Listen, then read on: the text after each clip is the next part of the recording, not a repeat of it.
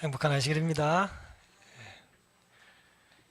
귀한 찬양, 아름다운 선율로 하나님께 영광 돌려주셔서 감사합니다. 어떻게 9월 둘째 안식일인데 성전에 오시니까 좋으신가요? 참 예배드리기 좋은 계절이죠. 지난 여름은 참 더웠는데 하나님께서 또 이렇게 계절의 변화로 우리에게 하나님의 사랑을 보여주시는 것 같습니다. 오늘 우리에게 함께 살펴볼 성경 말씀은 출애굽기 21장이 되겠습니다. 함께 출애굽기 21장 펴주시기 바랍니다. 출애굽기 21장. 여러분, 출애굽기 하면 말 그대로 애굽에서 나오는 이야기잖아요. 그렇죠? 출애굽기입니다. 그런데 이제 하나님께서 이스라엘 백성들을 이제 애굽에서 나오게 하시고 모세를 통해서 광야에서 이제 40년을 살게 하셨어요. 하지만 그것은 원래 하나님의 계획이 아니었죠. 그렇죠? 원래 하나님께서는 바로 가나안에 들어가는 것이 하나님의 계획이셨는데 이스라엘 백성들이 말씀에 순종하지 않았습니다. 근데 하나님께서 이제 광야 생활을 시작하던 즈음에 시내산에서 뭘 주시죠? 시내산에서 법을 주십니다. 몇 개의 법을 주세요? 처음엔 10개의 법을 주셨어요. 그래서 우리는 10가지 계명이다 그래서 10계명이라고 합니다. 그것이 출애굽기 몇 장이 나오죠? 20장에 나옵니다. 20장. 그리고 출애굽기 20장의 10가지의 계명 중에 오늘 우리는 네 번째 계명을 지키고 있는 거예요. 맞습니까?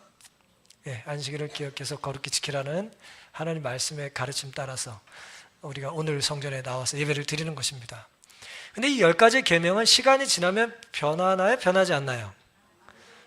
이 10계명은 하나님의 성품을 그대로 우리에게 보여주는 도덕법이에요. 하나님이 어떤 분인지 그대로 보여주기 때문에 하나님이 변하시지 않는 것처럼 10가지 계명은 바뀌질 않습니다. 맞습니까? 하지만 출애굽기에는 이 10계명 외에도 다른 법들이 있어요. 오늘 우리가 살펴볼 말씀은 10계명이 아니라 모세에게 이스라엘 백성들이 어떻게 살아야 되는지에 대한 이스라엘 백성들에 해당하는 법을 좀 살펴보려고 합니다. 우리는 이것을 이스라엘 백성들의 시민법 혹은 국법이라고 부를 수 있겠습니다. 20장 이후에 21장, 그러니까 10계명 이후에 바로 우리에게 주셨던 이스라엘 백성들의 국법을 오늘 살펴보려고 합니다. 국법의 첫 번째 조항이 무엇인가 라고 하는 것입니다. 오늘 우리가 선택했던 주제 성경절인 출애굽기 21장 5절, 종이 진정으로 말하기를 내가 상전과 내 처자를 사랑하니 나가서 뭐하지 않아요? 자유하지 않겠노라 라는 말씀이 있습니다. 이스라엘 백성들에게 주셨던 시민법, 그러니까 시민법에 대한 첫 번째 대상이 누굽니까? 누구예요? 뭐에 대한 법을 주셨어요? 누구에 대한 법을 주셨어요? 종에 대한 법을 주신 거예요. 여러분, 처음은 의미가 있습니까? 처음은 중요한가요? 처음은 중요하죠. 끝도 중요합니다. 중간도 물론 중요하죠. 어쨌든 처음은 굉장히 의미가 있어요. 이스라엘 백성에게 주셨던 시민법의 첫 번째 조항이 종의 인권을 다루고 있어요. 종의 인권. 여러분, 우리가 인권이라고 말하니까 요즘 자주 듣는 말이라 우리가 인권하면 이렇게 과한 측면도 있다라고 느끼실지도 모르겠지만 하나님께서 모세를 통해서 이스라엘 법을, 민법을 주셨을 때, 시민법을 주셨을 때는 지금부터 몇 년 전입니까? 3,500년 전이에요. 3,500년 전에 누구의 인권이요? 종들의 인권을 하나님께서 이스라엘의 국법과 관계돼서 첫 번째 조항으로 주셨다는 것입니다. 왜 종의 인권을 처음으로 하나님께서 법으로 다루셨을까요? 10계명을 빼고. 왜 하나님께서 그걸 처음으로 다루셨을까요? 법은요, 법을 제정한 사람의 혹은 법을 제정한 인격체의 혹은 법을 제정한 조직체의 뭘 반영해요? 수준을 반영합니다. 어떤 존재인지가 드러나게 돼 있어요. 법이라는 것은. 하나님 보시기에는 종들의 인권을 돌보는 것이 매우 중요하다고 생각하신 겁니다. 왜요? 사실 종이라는 것은 법의 보호 안에 있어요, 밖에 있어요? 사실은 밖에 있습니다. 우리가 생각해 권리들 있잖아요. 우리의 권리들이 대부분 자유인, 남자, 이제 경제적인 독립을 가진 사람들에게 해당되는 거였어요. 근대까지. 죄송하지만 여자들도 아니고 가난한 사람들도 아니고 또 종은 더더욱합니다. 배운, 정상적인, 흔히 말하는 강한 이쪽에 있는 것이에요. 그런데 하나님께서는 프랑스 대통령이 이게 한참 전에 줄의 인권에 대한 보호를 확해 주신 것입니다. 종이란 법의 보호가 가장 절실한 대상이었기 때문일 거예요. 사실 이런 국법, 법이 없더라도 돈 많은 사람, 권력이 있는 사람, 많이 알고 배운 사람, 부를 잘 만난 사람은 굳이 법에서 이렇게 그들 권리와 이제 인권을 보호해주지 않아도 알아서 잘 뭐합니까? 알아서 잘 보호를 받고 살아요. 뭐 어려운 일이 생겨서 음식값이 여러 명다가 잘 안 됐어요. 그래도 돈 많은 사람은 걱정해야 안 해요. 그래도 돈 많은 사람은 걱정하지 않습니다. 왜냐하면 비싸면 비싼 대로 돈을 지불해서 사 먹어야 된다. 값이 많이 올라가가지고 자가용을 움직일 수 없어요. 서민들이. 돈 많은 사람 더 좋아할지도 해요. 차가 안 막히자. 네. 여러분 보세요. 돈이 가진 힘이 그렇게 커요. 그 다음에 뭔가 아는 것이 많은 사람들이 누리는 이제 혜택이 많습니다. 소통되지 않도록 다른 말을 할 수도 있잖아요, 그 사람들이. 여러분, 왜 하나님에 대한 보호를 이스라엘 백성들의 첫 번째 시민법에 언급을 하셨는가? 오늘 우리는 이 내용에서 군인들을 살펴보겠습니다. 왜 형을 같은 하나님에 대한 우리 개념잖아요. 안 맞죠. 그래서 예를 들어 첩을 두고 가혹한 형벌을 주는 것들은 그걸 묵인하는 것은 하나님의 자비롭고 사랑스러운 성품과 맞질 않아요. 그런데 왜 성경엔 그런 것들이 이제 묵인되고 허용되는 것 같이 기록이 되어 있냐 이거죠. 사실은 종의 인권을 논하기 전에 종은 없어야 된다 그렇게 말해야 되지 않습니까? 그렇잖아요. 근데 그것은 오늘날 우리의 시각이고 계몽되고 개선되고 오늘날 우리의 시각이고요. 예? 하루에 세 끼 사람은 밥을 먹어야 됩니다 라고 할 때 그 사람 안에 죄송하지만 아이와 몸이 불편한 사람과 여자들이 포함되지 않았단 말이에요, 옛날에는. 그러니 이러한 어떤 오늘날 우리가 보기에 불합리해 보이고 불평등한 것들은 오늘날의 시선으로 그걸 바라보면 이해하기가 힘들어요. 그래서 주석은 이렇게 말하는 것입니다. 하지만 하나님이 히브리인들을 애굽 땅에서 이끌어낼 때 그들을 있는 그대로 취하여 점차적으로 그분이 원하는 바 당신의 합당한 대리자로 만들려는 목적이 있었음을 기억해야 된다는 거예요. 갑작스럽게 변하면 안 되는 거죠. 왜냐하면 사람들은 수준이 따라가지 못하기 때문에 점차적으로 애굽에서 노예로 살던 사람을 해방시키고 또 그 안에서 사는 사람들의 어떤 수준을 인정해주고 문화와 그들의 어떤 사람들의 신앙의 수준을 허용하면서 하나님께서 그들을 어떻게 해요? 조금씩 점차적으로 아이에게 말을 가르칠 때 우리가 막 아나운서가 말하듯이 빨리 하고 애들에게 말을 시키지 않잖아요. 어떻게 말해요? 천천히. 그리고 애가 말을 쫓아오면 되도 안 되는 소리 해도 뭐예요? 아이고 잘한다고. 다 그렇게 우리가 말을 배운 사람들이죠? 예? 아닌 분 계세요? 우린 다 그렇게 말을 1000번, 10,000번 그렇게 말을 배우는 것입니다. 아이가 이제 걸어요. 지금 모아가 지금 막 걸어 막 뛰어요 막. 얘가 수천 번 넘어진 거예요. 그렇죠? 근데 우리가 애가 넘어질 때 우리가 막 뭐라 그럽니까? 걷지도 못하고 그냥 말도 제대로 못하고 그러지 않아요. 그냥 잘한다 그러고 예쁘다 그러고 우리 교회에서 제일 인기가 좋잖아요. 우리가 더 그런 사랑을 받고 다 어느 한 사람 예외 없이 그렇게 사랑받고 잘하는 거예요. 우리 교회 아이들이 그런 사랑을 받고 잘하는 것입니다. 그렇죠? 우리가 기억을 못한다고 해서 그런 사실이 부정되는 것은 아니에요. 점차적으로 우리는 자라야 되는 것입니다. 하나님은 그분의 백성들을 발견하실 때 그대로 취하셔서 그 상황, 그 연약함, 그 수준 그대로 취하셔서 자신의 뜻에 대한 계시를 점차 분명하게 보여줌으로써 더 높은 이상으로 이끄신다 그랬어요. 우리는 어떻게 해야 돼요? 점점 성장해야 합니다. 그대로 앉아 계시면 안 돼요. 성장해야 합니다. 그리하여 신에서 주어진, 신의 사는 밑에서 주어진 국가법 중 어떤 것들과 더불어 하나님은 일부 관행들을 당분간 허용하셨지만, 제가 거창하게 이런 말씀 드리는 이유는 종에 대한 인권을 말하지 말고 종을 없애라, 자연으로 모두에게 자유를 줘라라고 하는 파격적인 제안을 하나님이 이때 하시지 않은 것에 대한 설명을 드리는 거예요. 결국 노예 해방은 기독교 정신에서 해방이 된 겁니다. 영국의 의원이었던 윌버워스라는 사람이 기독교인이었어요. 목사가 될지 선교사가 될지 정치인이 될지 고민하다가 이분이 하나님 뜻대로 난 정치를 하겠다고 하는 꿈을 가지고 수십 년 노력을 해서 그 노예 해방을 이제 영국에서 이제 실현시키거든요. 점차적인 성장이 있었던 거예요.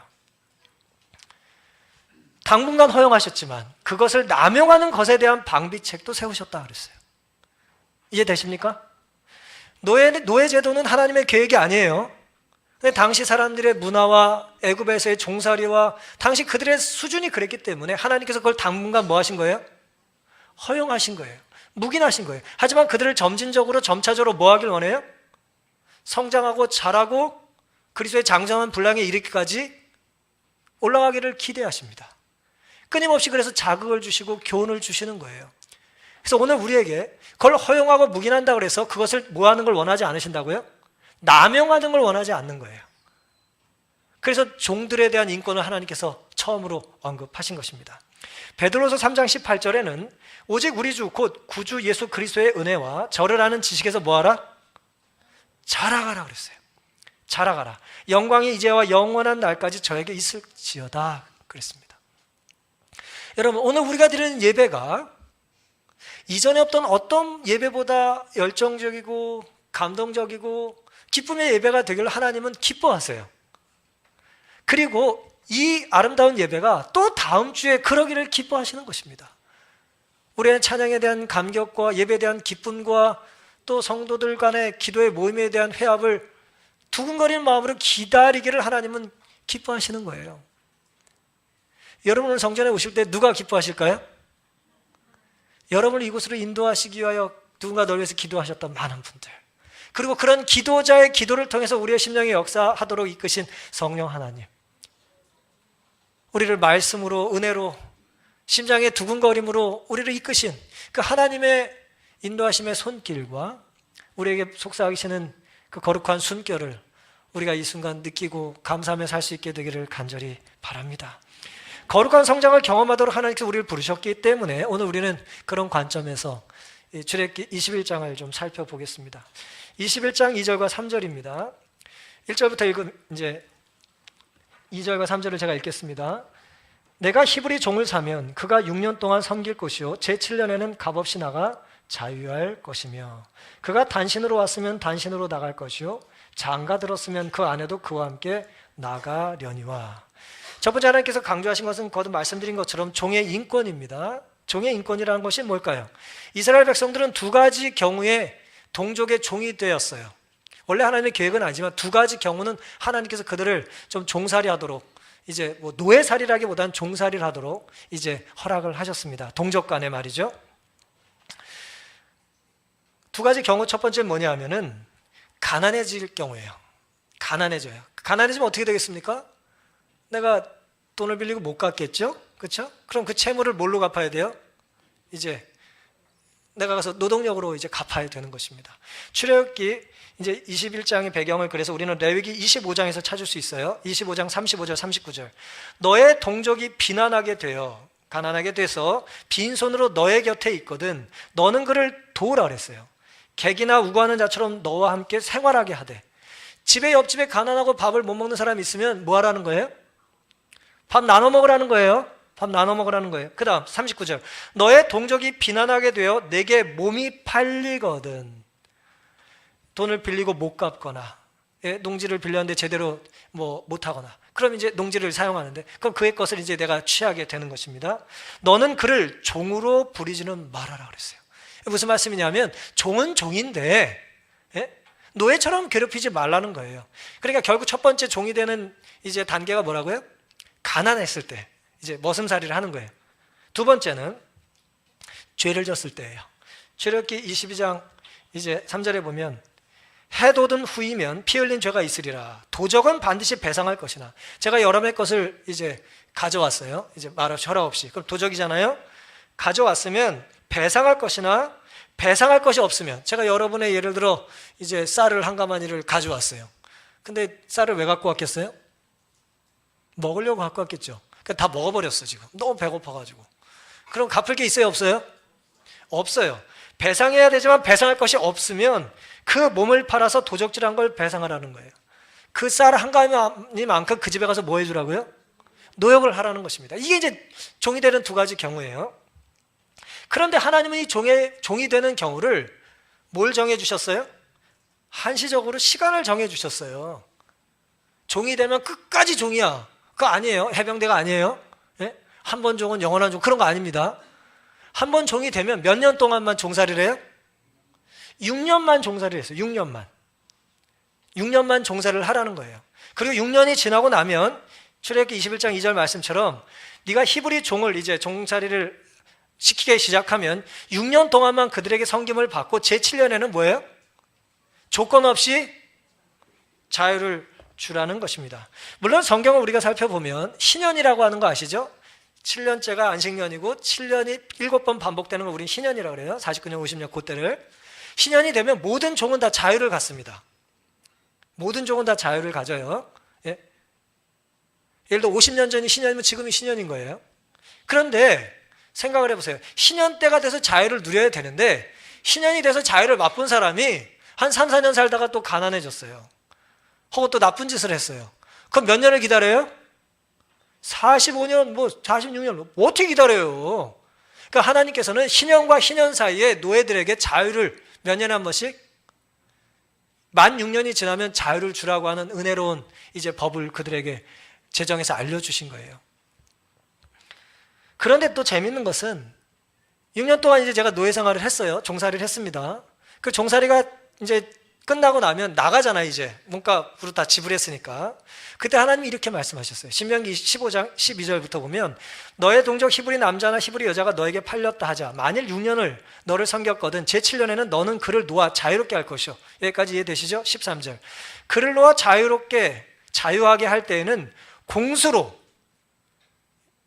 빈손으로 가게 하지 말고 너의 양무리 중에서와 타작 마당에서와 포도주 틀에서 그를 어떻게 주라고요? 후하게 주라는 거예요. 후하게 줄지니 곧 내 하나님 여호와께서 내게 복을 주신 대로 그에게도 주라는 거예요. 여러분 보세요. 사실 종살이를 왜 합니까? 빌리고 못 갚은 거잖아요. 그렇죠? 죄를 짓고 못 갚은 거잖아요.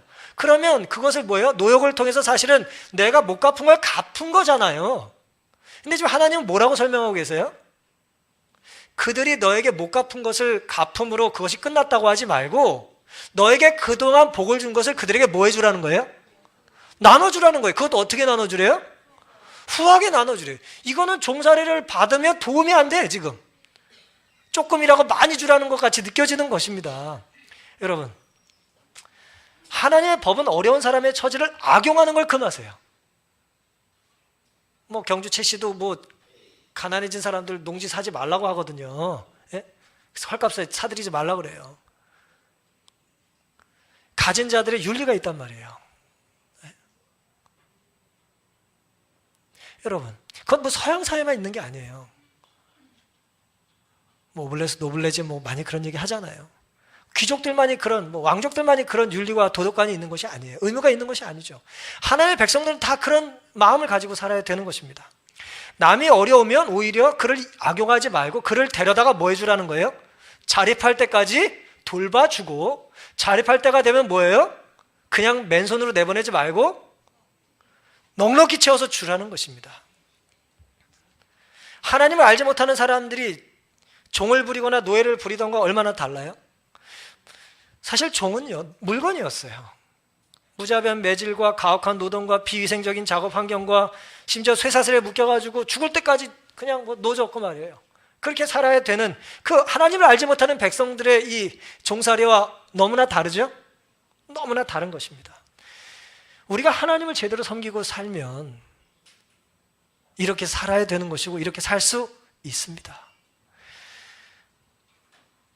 하나님께서는 또한 레위기 25장 43절에 이방 사람이 히브리인들의 노예가 돼도 그들에게 이제 함부로 대하지 말라고 하는 그런 가르침도 주셨습니다. 하나님은 가장 낮은 자의 인권에 관심이 있으세요, 없으세요? 인권이 많으시다라고 하는 것입니다. 여러분이 정말 힘들어지고 가난해지고 정말 내가 위축되고 그때 하나님이 우리에 대한 관심이 어떻게 된다고요? 점점 커진다고 하는 것을 결코 의심하지 않고 감사하며 사시기를 바랍니다. 두 번째는요, 하나님께서 이 종의 인권에 관심이 많으신 것뿐 아니라 하나님은 공정하신 분이에요.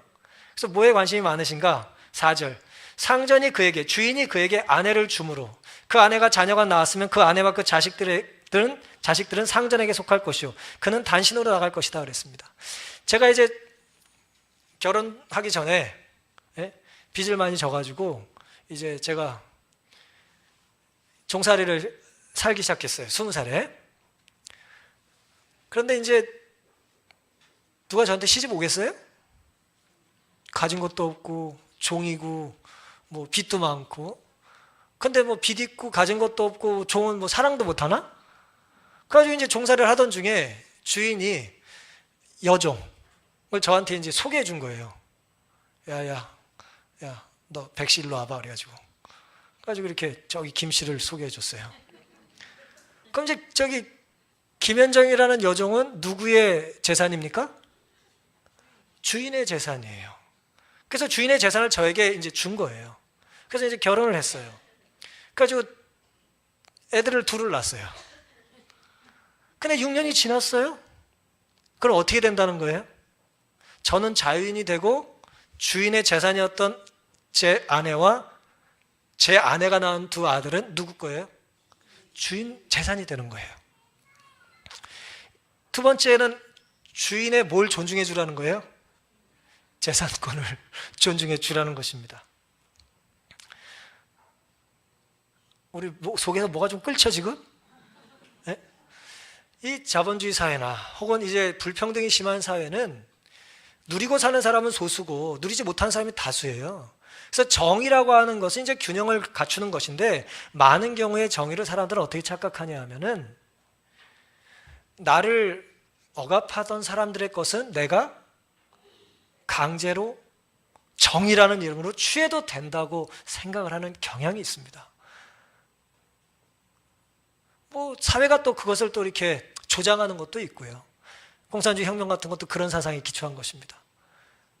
적게 가진 사람들이 며칠 학대받고 살던 사람들이 혁명을 통해서 이제 균형 잡힌 사회를 만들겠다는 것 아니에요?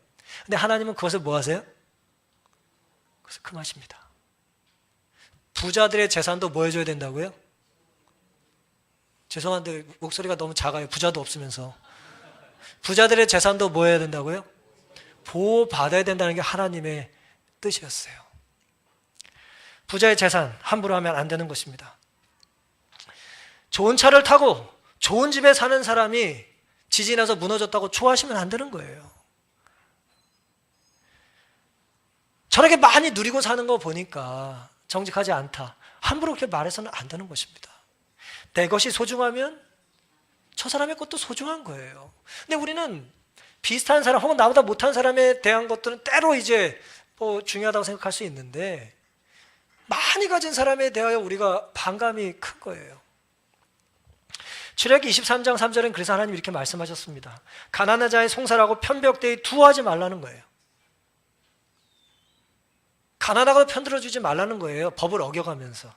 레위기 19장 15절 너는 재판할 때 불의를 행치 말고 가난한 자의 편을 들지 말며 세력 있는 자라고도 두어하지도 말라고 그랬어요.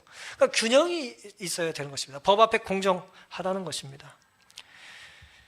내 부요함은 정직함 때문이고 남의 부요함은 부정직함 때문이라고 생각하지 말라는 것입니다. 성경은 죄송하지만 의적을 지지하지 않아요. 의적은 적이에요. 도둑이에요. 홍길동 흉내내지 마시기 바랍니다. 가난한 자를 돕기 위함이라고 부자의 재산을 탈취해도 죄가 되지 않는 것이 아닙니다.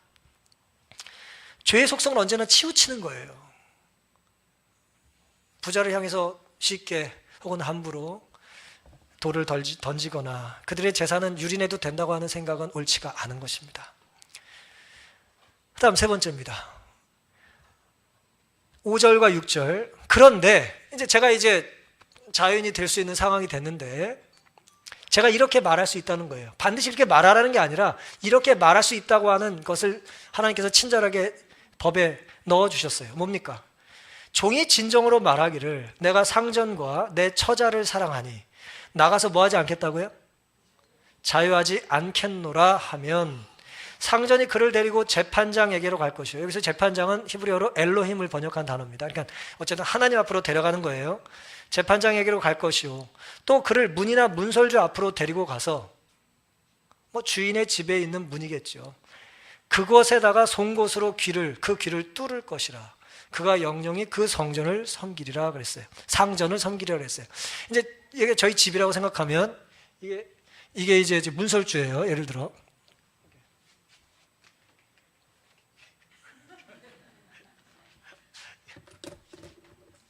이제 이런 송곳으로 이렇게 뚫으라는 거예요. 제가 연수원에 갔다가 등산을 하러 했다가 아주 나뭇가지 귀를 다쳐가지고 제가 귀 좀 다쳤는데 아주 아프더라고요. 여러분, 하나님께서 중요하게 생각하신 게 뭐냐? 세 번째, 종에게도 선택의 자유가 있다는 것입니다. 근데 뭘 선택하는 게 가치 있는 선택이에요? 사랑을 지키기 위해서 선택하는 자유를 하나님은 존중해 주시는 것입니다. 하나님의 관심은 지극히 작은 자에게 있는데 그 작은 자에 뭐에 관심이 있다고요? 작은 자의 사랑에 관심이 있습니다. 작은 자의 가정에 관심이 있어요. 하나님께서 안식일을 허락하시면서 여식의 자녀라는 표현을 하신 적이 있습니다. 여종에게도 자녀가 있습니까? 노예에게도 자녀가 있나요? 하나님은 그 생명까지도 귀히 보시는 거예요. 종의 가정을 세밀하게 살피신 것입니다. 아무리 내가 빚이 많고 자유롭지 못하고 과거에 죄를 졌다 할지라도 지금 새 출발해서 아름다운 가정을 꾸리고 자녀를 낳았을 때 하나님께서는 그들을 뭐하게 하기를 원하지 않으셨어요? 떨어져 살기를 원하지 않으신 것입니다. 종이 원하면 떠나지 않아도 된다는 거예요. 근데 문제는 뭐라고요? 데리고 나가는 게 아니라 같이 있으라는 것입니다. 같이 종으로 살라는 거예요. 그리고 그것을 행하기 위한 공식적인 예식으로 어떻게 하라고요? 송곳을 가지고 귀를 그냥 그 주인의 집에 네가 영원히 그냥 주인의 말 잘 듣겠다는 표식을 삼으라는 것입니다. 듣는다는 말은 여러분 뭐 아시겠지만 순종한다는 뜻이에요. 히브리 말에 샤마라는 말은 이제 귀로 듣는 거 아니에요? 그러니까 귀를 내가 내 마음대로 사용하지 않겠다는 것은 이제 내가 하나님 뜻대로 살지 않겠다는 것입니다. 하나님 뜻대로 살겠다는 것입니다. 우리가 어른의 말을 잘 듣지 않는 것은 이 귀의 문제가 아니에요. 마음의 순종의 문제인 것입니다. 하나님의 법은 법을 제정하신 분이 어떤 분인지를 보여주죠. 지극히 작은 자를 헤아리고 그의 자유와 사랑을 지켜주기를 원하시는 겁니다. 근데 흥미롭게도 두 가지 가치가 지금 상반되잖아요. 사랑과 뭐예요? 자유가 충돌합니다. 사랑을 하고 싶어요. 뭘 포기해야 됩니까? 자유를 포기합니다. 근데 자유롭고 싶어요. 그럼 뭘 포기하면 돼요? 사랑을 포기하면 됩니다. 그래서 우리가 너무나 사랑해서 자유를 포기하고 결혼을 하는데 가끔 자유가 그리워서 이제 엉뚱한 망상을 할 때가 있잖아요. 이 두 가지 가치가 이제 부딪힌단 말이에요. 사랑하면 자유를 포기해야 되고 자유롭고 싶으면 사랑을 이제 포기해야 되는 것입니다. 왜 그럼 이런 법을 주셨을까요? 누구를 위해서 이 법을 주신 것입니까? 여기서 우리가 배워야 될 교훈이 뭐예요? 하나님은 왜 이런 어떻게 보면 좀 잔인한 그런 법을 주셨을까요? 사랑은 언제나 내 개인의 자유보다 내가 사랑하는 대상을 더 귀하게 여깁니다. 내가 사랑하는 사람의 사랑을 내 자유보다 덜 귀하게 여기면 여러분은 뭐 하는 게 아니에요? 사랑이 뭔지를 모르는 것이에요. 사랑한 게 아니에요, 아직은. 사랑 없는 자유보다는 자유 없는 사랑을 주저하지 않고 택할 수 있는 것이 사랑이에요. 내 사랑의 크기라는 것은 결국 뭐냐면 내가 포기하는 자유보다 더 큰 거예요. 내가 자유를 포기할 때 내가 사랑하는 사람을 얻을 수 있다면, 사랑하는 사람이 그걸 원한다면 나는 그것을 포기하는 걸 뭐 하지 않아요? 주저하지 않아요. 아유, 내가 종으로 남겠는데 송곳은 아프니까 그냥 악수나 합시다. 그러지 않아요. 몸에 어떤 상처를 내더라도 그렇게 하겠다는 것입니다. 이건 주인의 요청이 아니라 사실은 종이 더 적극적으로 요청하는 것이죠. 따라서 사랑 때문에 우리가 자유를 포기한다는 것은 너무나 가혹하거나 큰 희생이 아니라 사실은 사랑을 유지하는 걸 생각할 때는 너무 값이 싼 거예요. 내가 귀 하나 뚫으면 됩니까? 이렇게. 그럼 되겠어요? 너무나 지불해야 될 대가가 약하다고 느끼는 것이죠. 성경에 보면 모세와 바울은 같은 민족들과 같이 구원받지 않는다면 자기는 죽어도 좋다고 말을 했어요. 출애굽기 32장 32절, 그러나 합의하시면 이제 그들의 죄를 사하시옵소서. 그렇지 않사오면 원컨대 주의 기록한 책에서 내 이름도 지워달라고 모세가 기록을 합니다. 바울은 로마서 9장 3절에 나의 형제 곧 골육의 친척을 위해 내 자신이 저주를 받아 그리스도에게서 끊어질지라도 원하는 거다 그랬습니다. 혼자 자유롭게 사는 것보다 뭐 하고 싶다는 거예요? 동족들과 함께 뭐 하겠다고요? 죽을 때까지 살고 싶다는 거예요. 대단하죠? 네, 대단합니다. 여러분, 비가 많이 와가지고 이 교회에 비가 차요. 상상을 해봅시다. 비가 막 차. 제가 이제 설교하고 있어요. 죄송하지만 제가 끝까지 살겠네. 제가 제일 높은 데 있잖아요, 지금. 그쵸? 그럼 여러분의 목사가 비가 온다고 제 단상만 계속 높이고, 예? 저만 살기를 원하십니까? 예? 그런 목사를 원하는 교인이 있습니까? 그런 아버지를 원하는 가족의 식구들이 있습니까? 그런 어머니를 원하는 자녀들이 있나요? 원하지 않아요. 어리석더라도 가치 있기를 원합니다. 사랑은 그래서 매우 비합리적인 선택이어야 해요. 사랑이 아니면 이해할 수 없는 선택을 하는 것입니다. 예, 좀 사진을 좀 보여주시기 바랍니다.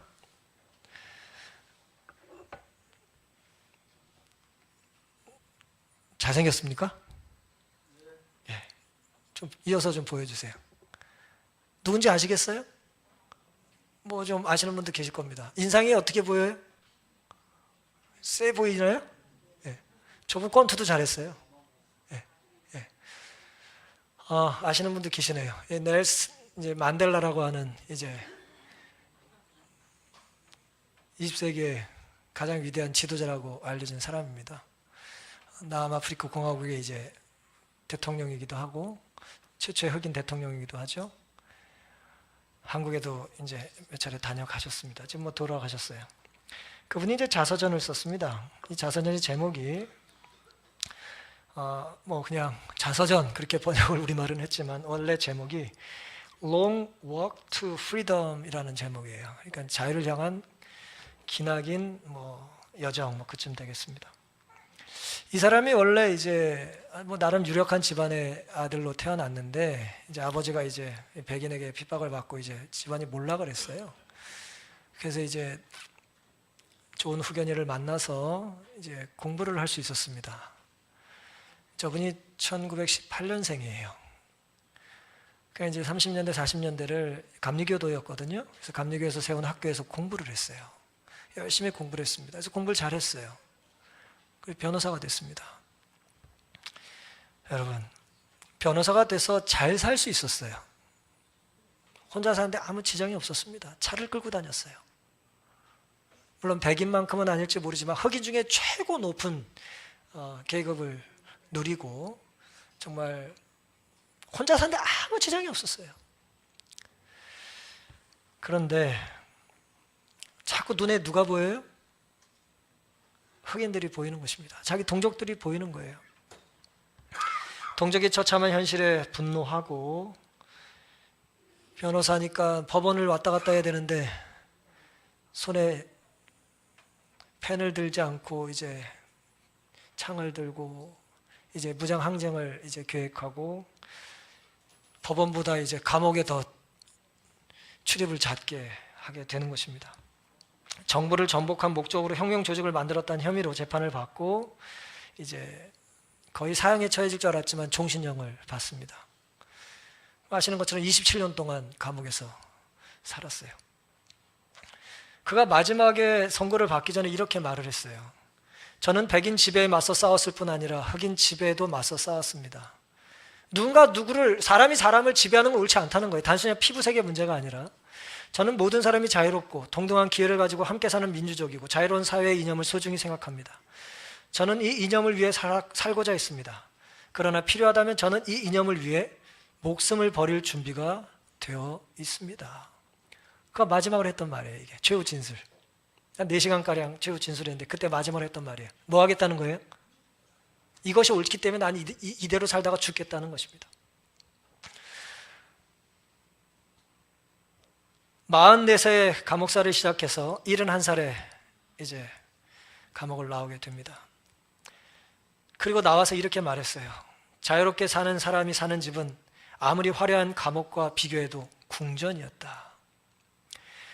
나는 정상적이고 일상적인 생활을 되찾고 젊은 시절 나의 인생으로부터 오래된 시를 뽑아 아침에는 사무실에 나갔다. 저녁이 되면 집으로 돌아오고 약국에 들러 치약을 사고 저녁에 옛 친구를 방문하는 것을 갈망해 왔다. 이런 일상적인 일들이 내가 감옥에 있을 때 가장 그리워했던 일이며 내가 자유롭게 되었을 때 하고 싶은 일이었다.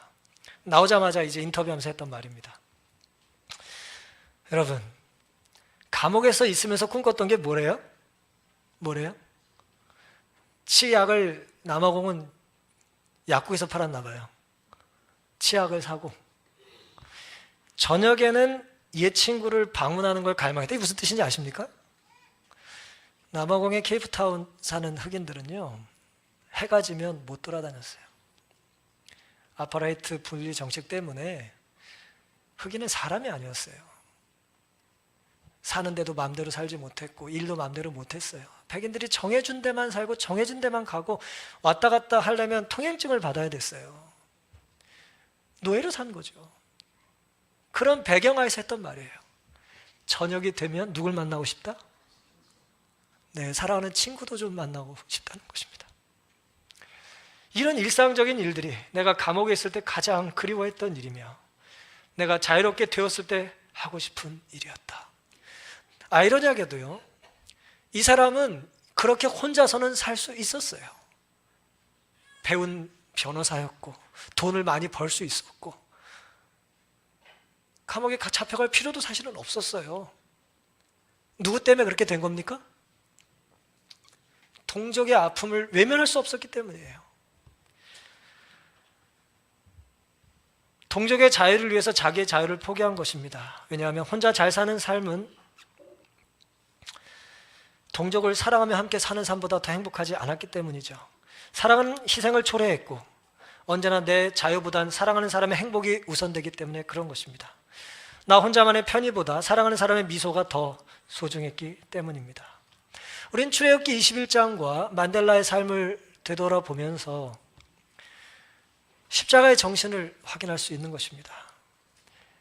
종 때문에 부인과 자식이 아버지 없고 남편 없는 삶이 아니라 행복한 삶을 살 수 있었던 것처럼 만델라 한 사람 때문만은 아니더라도 만델라라고 하는 위대한 지도자 때문에 남아공의 흑인들이 자유롭게 투표를 하고 내가 살고 싶은데 마음대로 살 수 있는 자유를 누렸던 것처럼 예수 그리스도의 십자가 때문에 우리는 이 죄악 가득한 세상에서 영원한 자유를 누릴 수 있는 소망을 얻게 되지 않았습니까? 사랑하는 성도 여러분, 종은 부인과 자녀를 위해서 자원하여 귀를 뚫었어요. 그 아버지가 눈을 감을 때까지 송곳 자국이 남아있었겠죠? 그것은 무슨 자국입니까? 가족을 사랑한 자국이고 가족을 위하여 내 자유를 포기한 사랑이고 무엇보다도 내가 사랑해서 당신들을 선택한 것을 뭐하지 않는다는 거예요? 후회하지 않는다는 사랑의 표시였던 것입니다. 로마서 11장 29절에 하나님의 은사와 부르심에는 뭐가 없습니까? 후회하심이 없다고 했습니다. 하나님께서 우리에게 이 교회를 맡기신 걸 뭐하지 않으신다고요? 후회하지 않으십니다. 하나님께서 우리에게 소그룹의 봉사자로 부르신 걸 뭐하지 않으세요? 후회하지 않으세요. 하나님께서 21세기 2018년 9월도 우리에게 생명과 건강을 주시며 우리에게 우리의 가족들과 이 교회와 우리가 돌봐야 될 사람들을 맡기신 것을 뭐하지 않으신다고요? 후회하지 않으신다고 십자가에서 말씀하신 것입니다. 내가 널 위해서 준 것을 나는 후회하지 않는다는 것이죠. 얼마나 놀라운 사랑입니까? 주님은 우리를 사랑하셔서 생명이란 대가를 지불하셨습니다. 그럼 우리는 어떤 사랑의 대가를 지불해야 하겠습니까? 나 때문에 종이 되신 예수 그리스도, 구걸하듯 나에게 사랑으로 다가오시는 예수 그리스도, 내가 널 위해서 죽었는데 나 좀 택해주지 않겠냐는 자비의 호소를 하시는 십자가의 예수 그리스도의 일방적인 사랑에 오늘 우리는 무엇이라고 대답을 해야 하겠습니까? 주님께서는 오늘 우리를 사랑하신 것을 특권으로 여기시고 우리에게 섬길 수 있는 은혜와 희생할 수 있는 기회를 주셨습니다. 우리 장희동교회 모든 성도님들께서 오늘 처음 오신 분도 모두 포함해서 우리가 지불해야 될 이 사랑의 대가를 두려워하거나 아쉬워하거나 아까워하는 거나 후회하지 말고 예수님처럼 감사하는 마음으로 하나님께 영광 돌리며 사는 삶을 살기로 선택하는 이 안식일 되기를 바라면서 오늘 말씀을 마치겠습니다.